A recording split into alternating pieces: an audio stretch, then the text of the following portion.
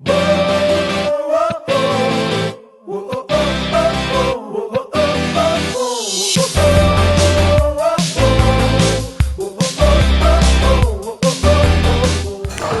marques à la loupe, toujours ici à Cannes où il fait très chaud. Nous allons pour la 3e journée retrouver une très grande personnalité encore de la communication française. J'entends par là Nicolas Bordas, patron de Bing.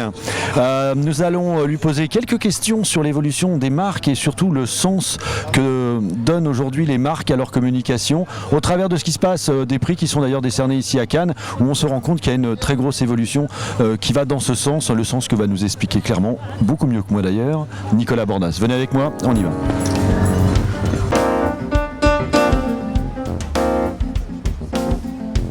Bonjour Nicolas. Bonjour. Nicolas, toi qui viens ici depuis pas de nombreuses années maintenant, en quoi Cannes pour toi est un indicateur pour l'univers de la communication et des marques en particulier ? Je considère que Cannes reste un très bon thermomètre de l'évolution du marché, même si d'aucuns critiquent le festival sur un certain nombre de prix qui peuvent être des prix un peu marginaux ou sur des sujets qui ne sont pas nécessairement toujours les grandes marques. Je pense que c'est probablement le meilleur endroit pour sentir l'évolution. Et c'est vrai que comme je viens depuis déjà un petit moment, pour moi les grandes tendances de l'évolution de la communication des marques depuis 20 ans, c'est la globalisation, c'est la dimension internationale, ça Cannes là depuis toujours par définition, c'est la digitalisation et puis c'est une troisième dimension qui est la dimension plus corporate et donc pour moi cette année marque une tendance qu'on avait déjà vue l'an dernier et qui date déjà d'il y a quelques années mais qui est encore confortée cette année, qui est à quel point aujourd'hui les marques cherchent à faire du bien ou en tout cas cherchent à être repérées pour faire du bien, pas simplement au plan corporate et institutionnel mais bien au niveau des produits eux-mêmes.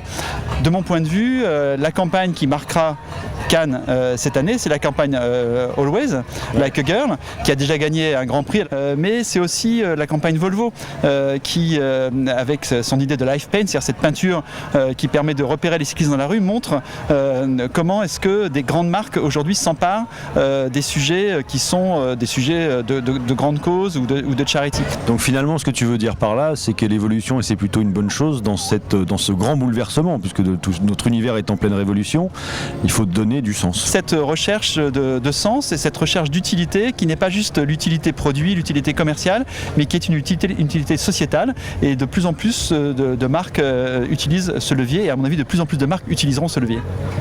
Merci beaucoup Nicolas pour cet éclairage cannois. Nous nous retrouvons sur les hauteurs de Cannes, un changement de décor pour un très beau cocktail organisé par CB News et Uber qui regroupe l'ensemble des personnalités de la communication que nous allons retrouver maintenant, tout de suite. Venez avec moi, on y va. Bonjour Alexandre. Bonjour. Merci de nous recevoir dans cet magnifique endroit ici à Cannes pendant les Cannes Lions. Alors d'abord je crois que c'est pas la première fois, mais depuis quand vous êtes sur les Cannes Lions, Uber ?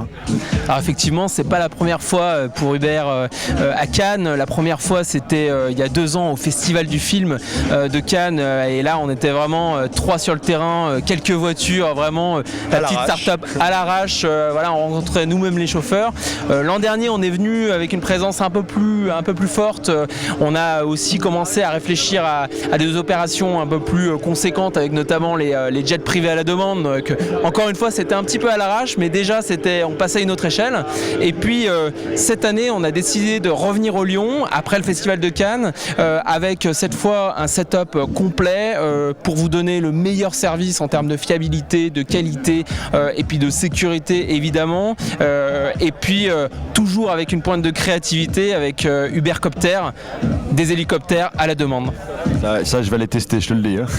Il faut tester, c'est génial, c'est à peine 160 € et c'est 7 minutes Nice-Cannes. C'est un vrai service de mobilité, on n'est pas là dans les paillettes ou le fantasme, on est dans un service qui répond à une vraie demande et Uber c'est ça finalement, c'est faire rêver avec un service à la demande en un clic, mais avec un service qui sert véritablement à quelque chose, qui sert la mobilité. D'accord. Une autre question Alexandre, en fait ce qui m'intéresse c'est aussi de savoir pourquoi vous êtes au Cannes Lions spécifiquement et votre rapport justement à cet univers de la créativité, des agences, des médias qui sont ici présents.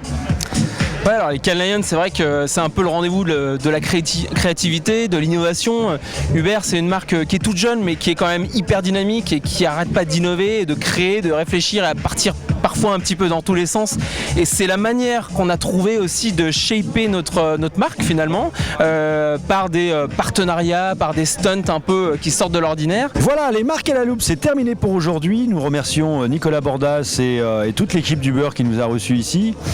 Nous allons nous retrouver demain, bien évidemment, pour voir ce qui se passe et parler des marques ici sur les Cannes Lions.